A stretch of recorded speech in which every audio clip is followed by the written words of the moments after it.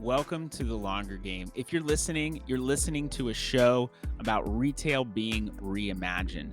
If you'd like to connect with The Longer Game, look for The Longer Game at thelongergame.com and on Facebook, Instagram, LinkedIn at The Longer Game. We're here to talk about retail, why it's changing, how it's changing, and what you can expect in the future.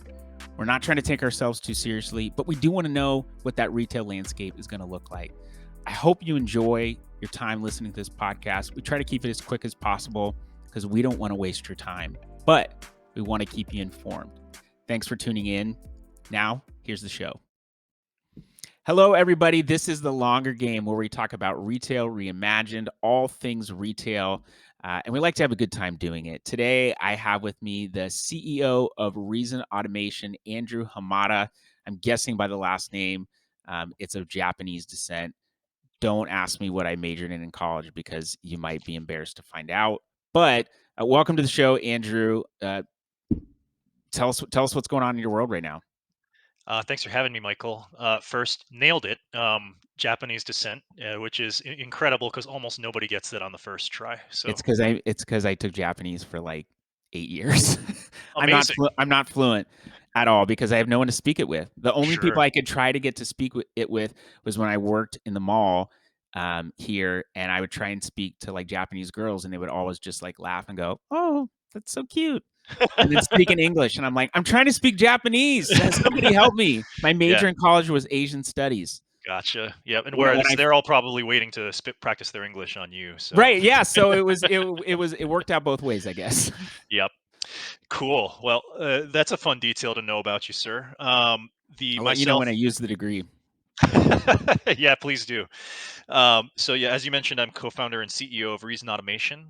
In plain English, we help brands and agencies get their data, Amazon data, out of Amazon systems and into whatever tool or software that they're already using, so that they can do analysis, whether that's just regular weekly business reporting or more substantial analysis for things like forecasting, back of the office accounting and reconciliation, or even deeper customer and marketing analysis.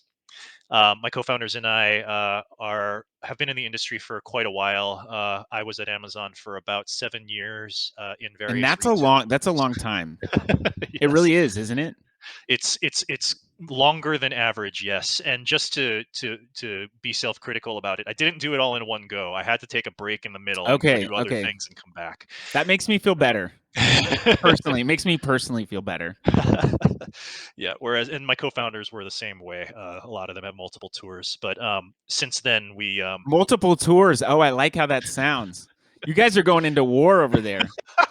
You know, I actually had Tyler Wallace on the program. Oh yeah. Yeah, I'm sure you've known him only because he was there for 7 years in a row, and when he looked back at the end, I know that there was some kind of like grandpa alert or senior alert for people who'd been there the longest, and he was like 90, like older than 90%, or just had been there longer than 97% of the people. So I mean, honestly, that's just I think it's a testament to the mental fortitude that you have to have in that environment that's so fast paced and very what's the word I'm looking for? It's very uh I don't know. I don't want to say cutthroat, but it's very uh there's a word that I'm just blanking on.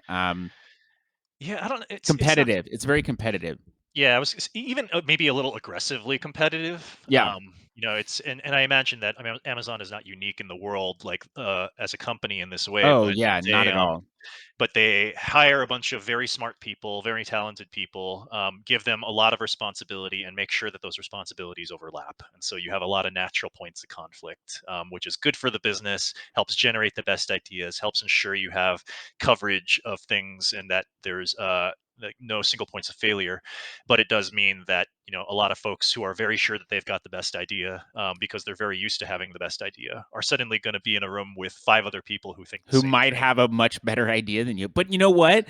That is a rule of life, to put yourself in environments where the people around you are better.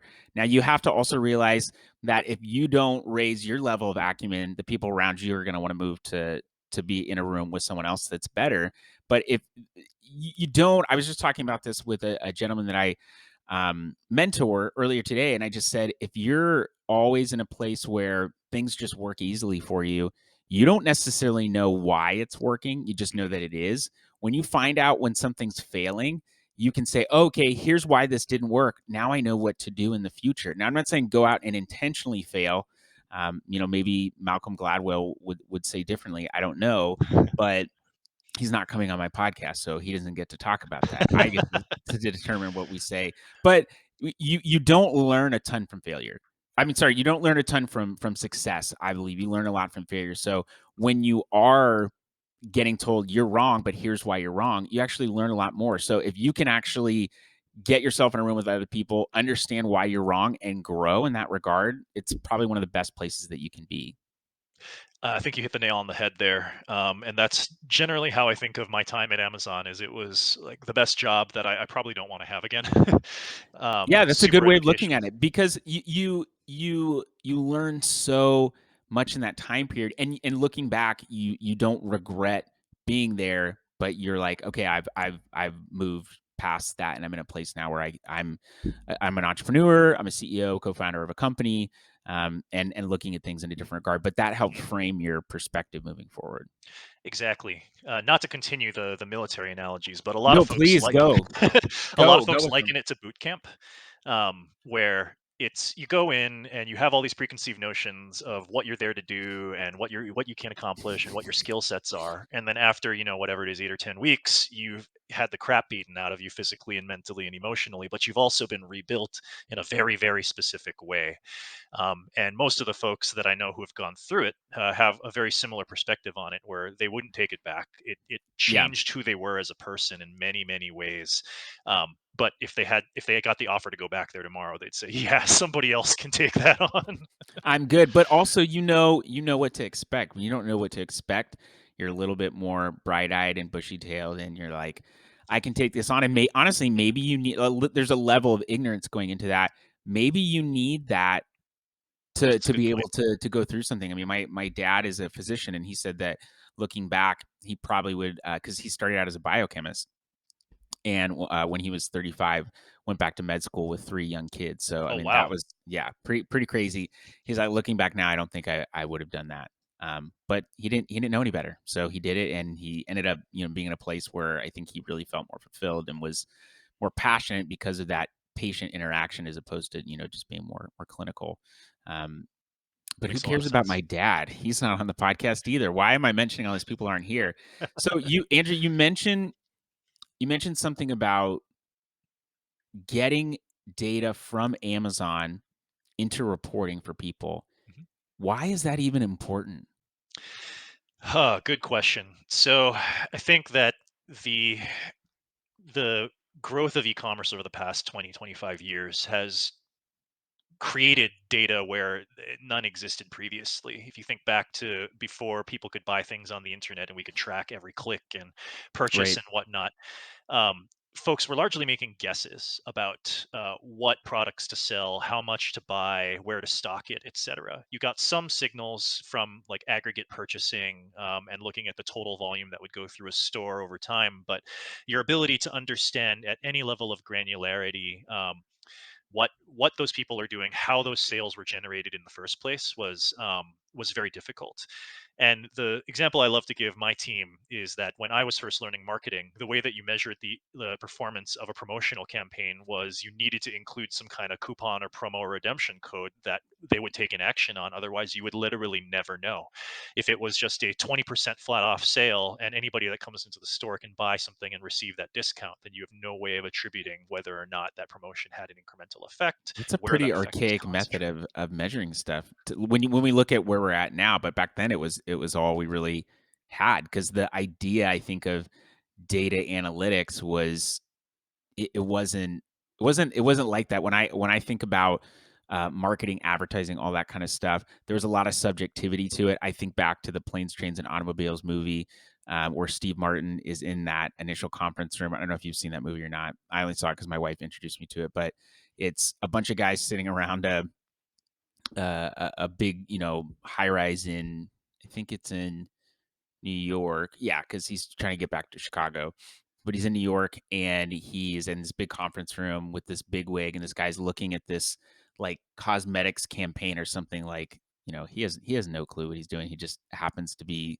well paid and is sitting in this, CEO position or whatever the case might be. But he's looking at this stuff and he's just like, he just keeps looking at it. And Steve Martin and this other guy there in the show are just kind of like waiting for him to make a decision. Right. Okay, this is everything has come down to this. We put all this effort into what we're going to do, and we're just waiting for this one dude to just say, "I think this is the right thing." And Yep. sometimes there are people like that that can do that, but Totally. it's probably not majority of people.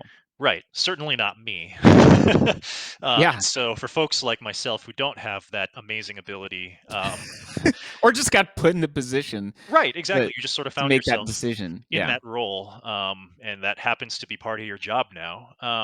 The fast forward 20 years, and now we actually have the ability to answer those questions with data, and the data exists. And over time, as folks realize that the data exists, our our willingness to make decisions without it decreases at the same pace. And so now in the modern era, the a huge number of people that are operating in retail, whether it's e-commerce or not, understand the power of making a data-driven decision, whether it's at the individual customer level or thinking about strategy for your overarching business, or even thinking about an individual store.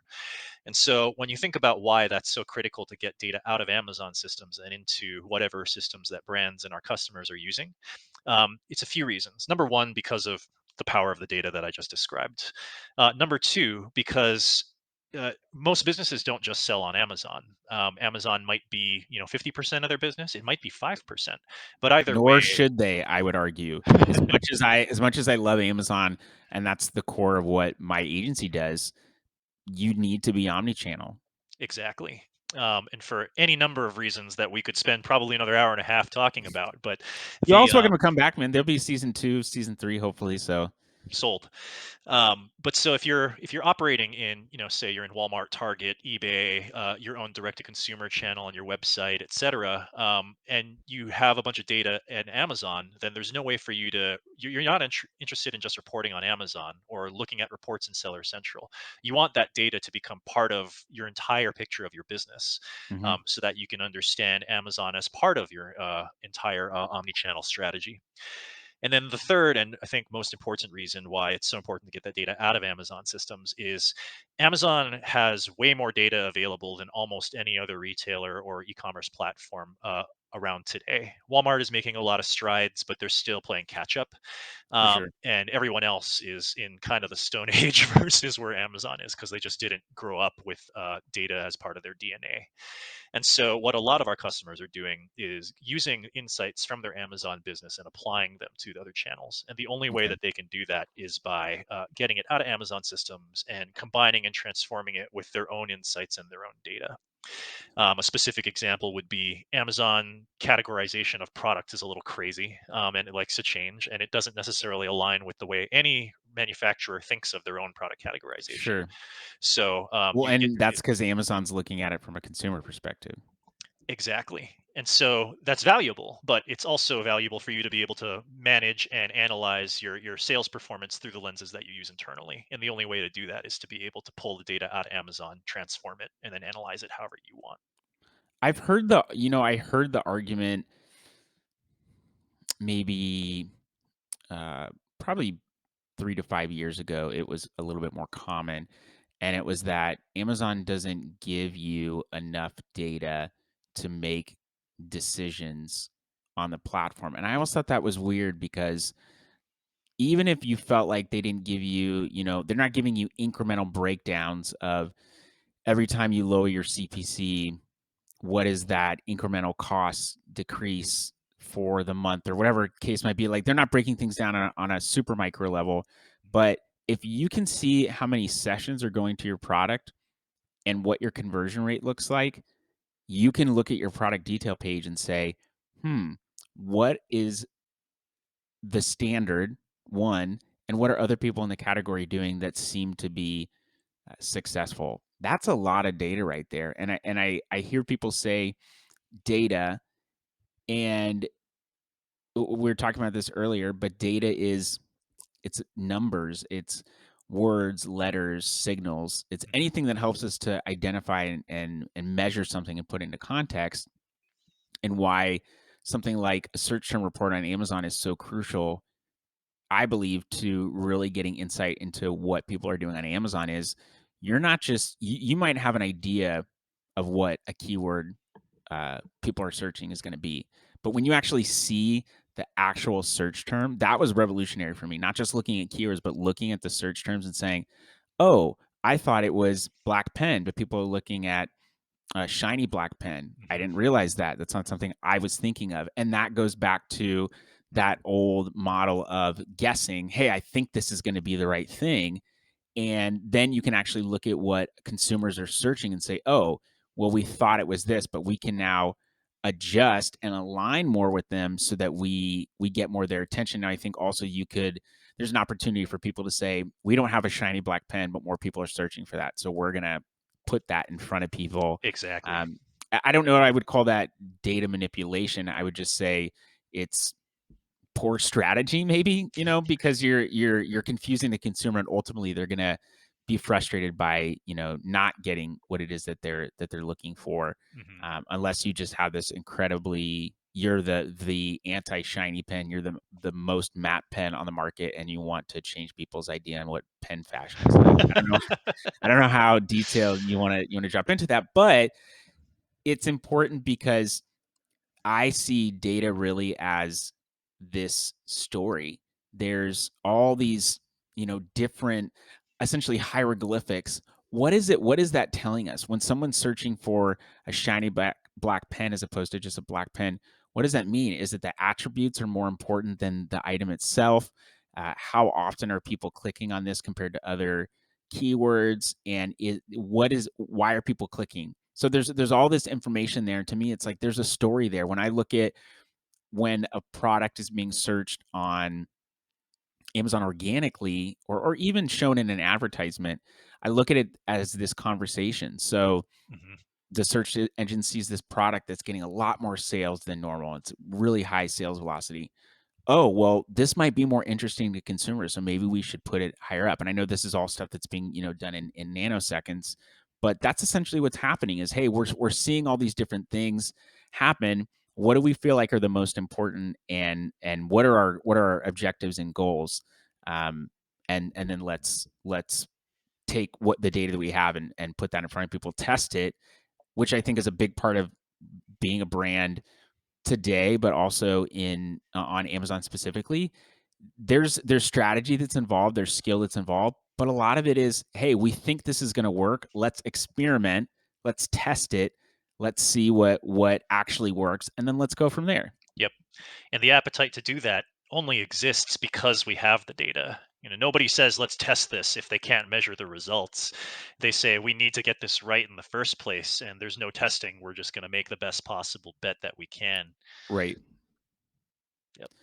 I think one of the interesting things too about data and this trend towards data is there becomes this, I believe, an incongruence between what people talk about and what they actually do. Mm. I've had people argue about data with me. And I know that um, Mark Twain said, there's three things. I don't know the exact quote, but he's like, there are only three terrible things in the world: lies, damn lies, and statistics. Yes. My wife was not a fan of statistics in college, although she did have to take it.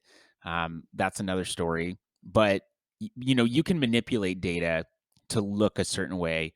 You know, wow, look at this crazy growth that's happened, and you've cut off the top part of these bar graphs to show, wow, it's jumped up incredible. But then when you look down at the base, it's like, oh, it's actually been the same for a while. So Yep. we know that you can manipulate data. It's not that you're changing the data, it's basically that it's like a kaleidoscope. You're just saying, "Okay, well, let's look at it this way. Let's look at it this way.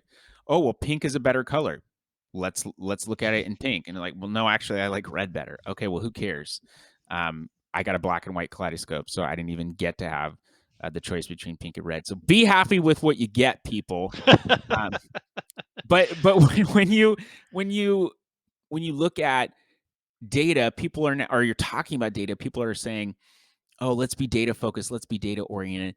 but I still see people making a lot of decisions that, and if you've got a decision that you feel like you need to go with your gut on, cool. But people are still making decisions or arguing with data because they don't like it. Hmm. How do you deal with that? I mean, there. If you couldn't tell by my deep sigh, this is a problem that I'm intimately familiar with. Why do people argue with data, Andrew? Tell me more about that. um, I mean, I won't go into all the psychological reasons why. Okay, I mean, good. there's We'd be tons we'd be of here for a while. Yeah. yeah, there's tons of reasons why the human mind does what it does, and I don't understand all of them. And particularly as we get down the path of things like logical fallacies, like we'd all fall asleep in a minute here, so I won't go there. But what I think in general it comes down to is number one, people just trust their own instincts, and they trust their own lived experience, whether or not that's Yeah. data based. And it's extremely difficult for anyone to convince another human being away from their lived experience, whether they have data or not. Um, and you can see this over and over and over again with statistics where folks oftentimes even faced with like really obvious probability metrics will still believe that they can like outdo or that those probabilities or that they won't apply to them for whatever reason. The most obvious example of this in my universe is I gamble. I go to Vegas and Okay. I play games sometimes, and I'm not a hardcore gambler or anything, and I don't go regularly. But in order to participate in that, if you understand data like I do, you have to sort of consciously decide that you're going to ignore the odds. When Okay, the yeah. odds, You're gonna take it. You're gonna take a risk. yep, By the way, exactly. does playing a Pussycat Doll slot machine in Vegas count as gambling? Because that's the extent of the gambling that I've done. I'll Going say to a it counts trade once. show in Vegas for some conference, so you'll allow it. Okay. It counts. It counts, but I wouldn't say that it means that you're a gambler. I mean, if you pulled one I slot have machine gambled. once, I have gambled. there you go. That's the nuance. Okay, good. But it's exactly that, right? We trust our own feelings about what the outcomes are going to be more than even things that we understand rigorously to be true. And one of my all-time favorite Jeff Bezos quotes is actually about this exact phenomenon, where I can't remember. He was speaking at some wealth conference, and not a major one, so this quote doesn't get floated around a lot. But Okay. um, he said, the thing that I've noticed is that when anecdotes and data disagree, that the anecdotes are usually right. And that was shocking to me from coming from Jeff Bezos. Yeah. Um, and the reason, and I sat with this quote for a long time trying to figure out what the heck he meant and why he's saying this out loud, but making me at Amazon justify everything with data to the Right, nth right. degree. Excuse me, Jeff. Hold on. I have a question.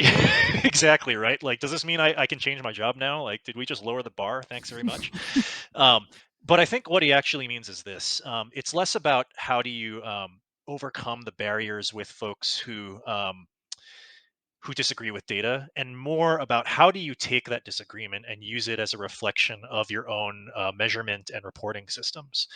And looking at Amazon, the way that he would apply this is Amazon obviously has a ton of data, a ton of instrumentation to measure everything, tons of telemetry to report on that to all the right folks at all the right Mhm. times, etc. And yet, Jeff still treats every email sent to Jeff at Amazon.com as a high escalation customer service issue. And now this is well known. So, there's a whole team that handles it and blah, blah, blah, blah, blah. But like Sure. back in the day, it was Jeff was still reading all his own emails and he would literally forward those off to folks to say, like, hey, what the hell's wrong here?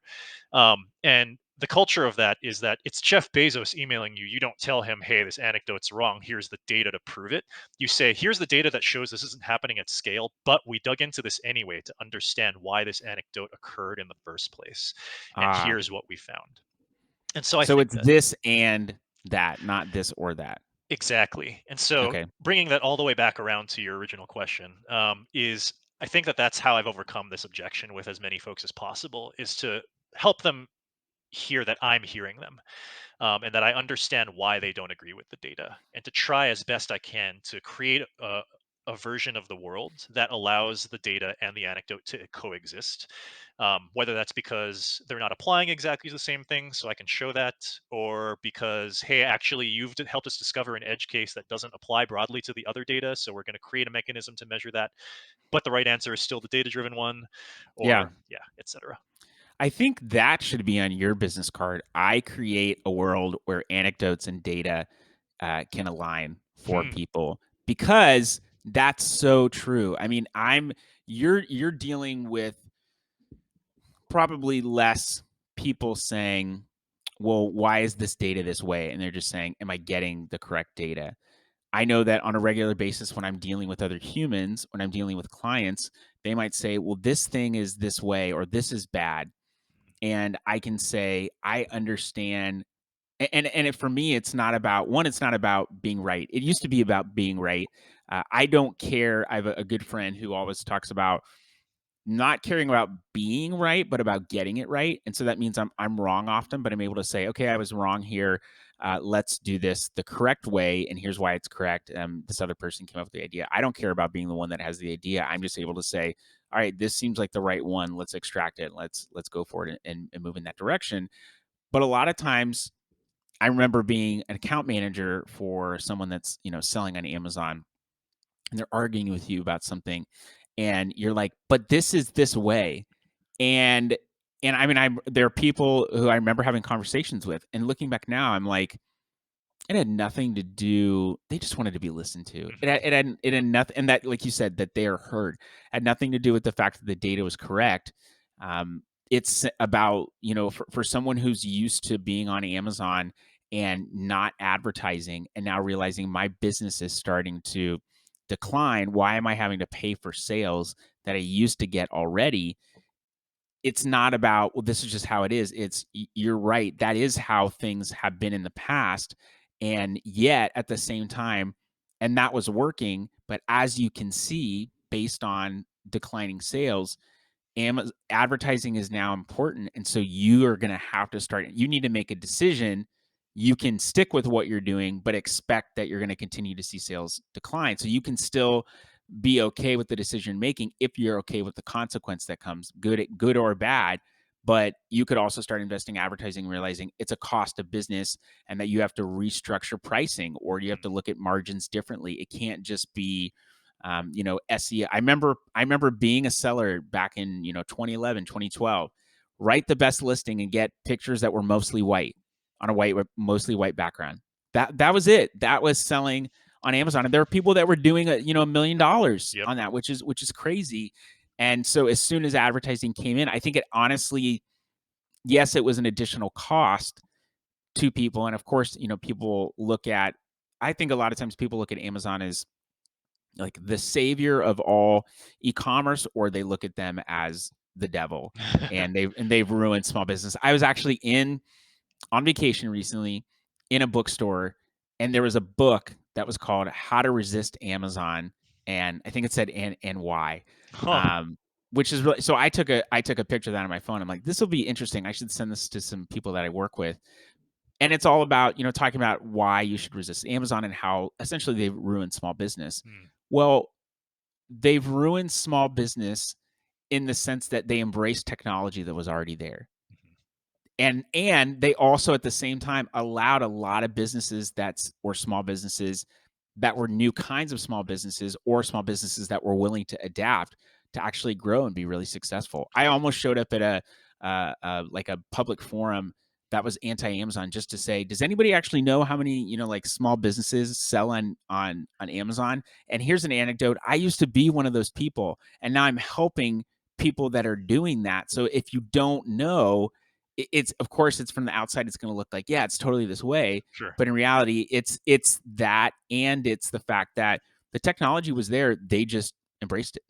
Yeah, I mean, I think that when you're talking about something as incredibly significant as e-commerce and as large as a company like Amazon to have capitalized on e-commerce, um, it's sort of it's almost silly to suggest that like it's 100% negative to small business or 100% positive to small business. Like there's going to be puts and takes on Yep. across the board here. Are there tons of businesses that were I'm sure, put out of business by the existence and growth of Amazon. 100%. Yeah. Are some of those businesses that would have gone out of business no matter what because of the growth and shift in e-commerce? 100%. And to your Yeah. exact point, are there many new businesses that sprang up because they were able to capitalize on that shift to e-commerce, or because e-commerce allowed them to create a business that they would never have been able to create before? Yeah, absolutely. And so, yeah, That's what we call win, win, win. exactly. So, yeah, I really struggle with like the demonization of like really significant platforms or entire segments of the market. I mean, saying Amazon is bad is like saying e-commerce is bad. You know, it just doesn't feel like it's that simple ever. I mean, if you're I don't even know how to put a juxtaposition to that. Yeah, I mean, it's kind of insane to just say something is bad. It's almost like saying a chair is bad. Well, if Right. you want to stand up and you're a runner and that's all you do, then yeah, maybe a chair is bad for you, but a chair is also good if you want to relax and have a glass of bourbon or smoke a cigar or take a nap. I don't know, like there's a lot of reasons why it could be good as well. Right. It's like, or the one that I come back to all the time related to chairs actually is, I and probably you and everybody else who's working a white collar gig, a huge amount of our keeping healthy is how do we combat the effects of sitting all day Yeah. and constantly. And then you I flip. used to stand, and for some reason, I it was better. And my desk is actually a standing desk, Right, same. but now I'm sitting more. I don't know why, but I'm just kind of going with it. Right, and so it's that, but you're thinking about it. You're sort of that. It's a mental battle that you're fighting, right? And you Yeah. flip that to like my first job at McDonald's, where I was, in the drive-through, and Yep. you're standing for like 8 hours with like maybe a 30-minute break in the middle, and like I would have killed for a chair. Yeah. And so just in that one example alone, and just my life experience, you can see how it's like really A or B. And that's also why the anecdote is the one that wins, Yep. because that's what's more applicable to you in your life. Exactly. And at the end of the day, it's never a winning strategy if I had somebody that asked me why, the data is important versus their anecdote, or disagrees with the data because of their anecdote. It's never a good strategy to disagree with somebody's lived experience. If Well, you're right. And honestly, what is the point Yeah, of you disagreeing with that? And I, exactly. I think there's you can look at data in a couple different ways. One is the way of saying, um, you know, well, facts don't care about your feelings, which is true, but you still also have feelings. And so you could come out from the other way and say, well, this is what I experienced. And so I want everyone to live according to this thing that I experienced. So you can't expect both. But I think one of the things that I've learned in becoming a human and hopefully becoming a better human is I know that there are statistical factors that are out there that say this is more probable than this, or this is not as likely as you think it is. Something like terrorism. By the way, I read an article on I don't this is I'm not laughing at terrorism. Wait till I get to the punchline. I'm I read an article about Osama bin Laden. It was like the 10 things that they found, 9 things they found in his his compound, and one of them was video games. Like Huh. someone wasn't, and it could have been him, we don't know, but someone liked Super Mario Kart, someone liked yeah, I know, someone liked Call of Duty, believe it or not. So there were all these video games in there. I just thought that was really funny. But terrorism, the likelihood of it happening is very, very small, but the threat is so outrageous and seems so random that it's really scary enough that a whole country would change their entire airplane traveling system to focus on a very small likelihood of something doing something of something occurring. So it's I think it's the thing I'm seeing is yes, data can be real. And at the same time, you have to be human enough to say, I see that you have this lived experience. And while this may not be the standard, that's terrible. How do we also fix this thing? And honestly, you look at that stuff in culture. And when we're looking at all different kinds of things, looking at racial reconciliation, looking at, biases in different areas, there might be data that says one thing, but then a lived experience that says this other thing.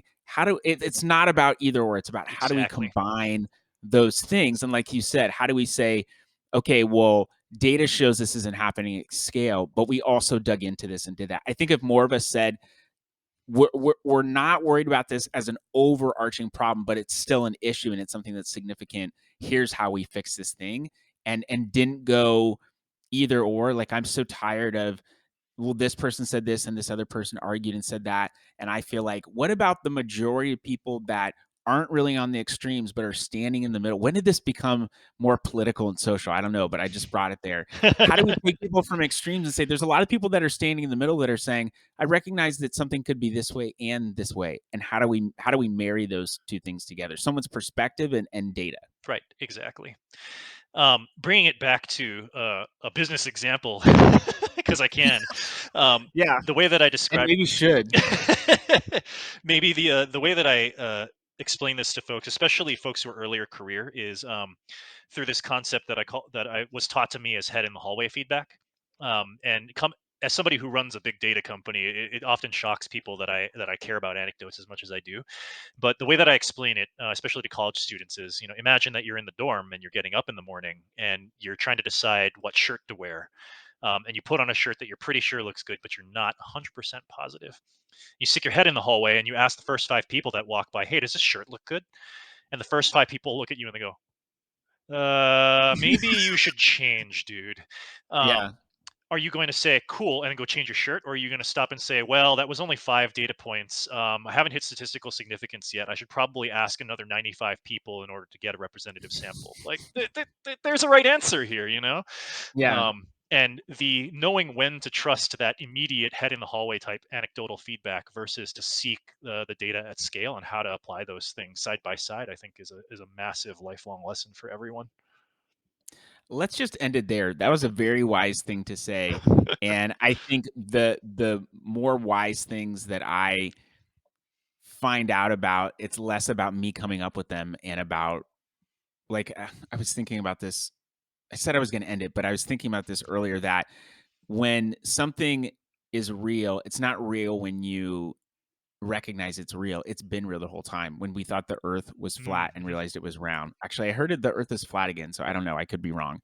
But we looked at, like, the earth had been round the whole time. We just thought it was flat. Right. So it didn't become round, it had been round the whole time. So that's something else to consider, is there could just be things that we don't know, and as soon as we are able to wrap our heads around it, it's like, oh, okay, well, that makes more sense. But I love what you said. Um, Say it again. What was the last thing you said? Just the idea that head in the hallway feedback, and knowing when to apply anecdotes versus big data and how those things can exist side by side, I think is the one of the bigger challenges that decision makers and strategic leaders spend their lives tackling. Okay, well, I think we just solved some kind of world issue. Andrew, if people want to find you, where are they going to look? Are they going to look in a pile of data? Are they going to look in a data lake? Are they going to look behind a dumpster full of data? Where are people going to look and see you? Well, if you want to find me, you can find me on LinkedIn, Andrew Hamada, or our website for Reason Automation is reasonautomation.com. Typically, if I'm not in one of those places, I'm probably chilling with Oscar the Grouch in a trash can somewhere. But beyond that, no. Man, I need to become better friends with you, because I'd love to meet Oscar the Grouch. He seems like he's cranky, but he seems like a funny guy. It's like, to me, he's like a benign, cranky guy. Yeah, the kind of guy that you want around because he's going to tell you the exact right snarky thing that you need to hear in order to unblock you at the given time. Yeah, I'll be sure to introduce you. Beautiful. Thanks, man. I appreciate it. Thanks for coming on. People, check out Reason Automation. They've got a really cool platform that's allowing you to take data, and turn it into something that's super useful for you and your organization. This has been the Retail Reimagined podcast, aka The Longer Game. I forgot the name of my own podcast there for a second. Thanks for joining us, people. Talk to you later. Thanks. Thank you for listening to The Longer Game. We genuinely appreciate your time. And if you want to connect with us, please reach out to thelongergame.com. You can fill out a contact request form there. You can also find us on majority of the social media platforms, except for Twitter. That's the only one that we're not really on. This show is brought to you by my agency, Cartology, where we're helping brands accelerate growth and become profitable on Amazon. If you'd like to know more, go to thinkcartology.com, fill out a contact form, and we'll get on the phone. That's what it's all about, connecting with you and building a relationship. This show is also brought to you by Arch DevOps. They are the ones that are helping make all the logistics of this podcast happen. We are so thankful for them. If you want to get your podcast up and running and you want to automate as many things as possible, go to archdevops.com. That's ARCHDEVOPS.com and reach out to them. They can be super, super helpful. Thanks for tuning in. I hope you have a great rest of your day and be blessed.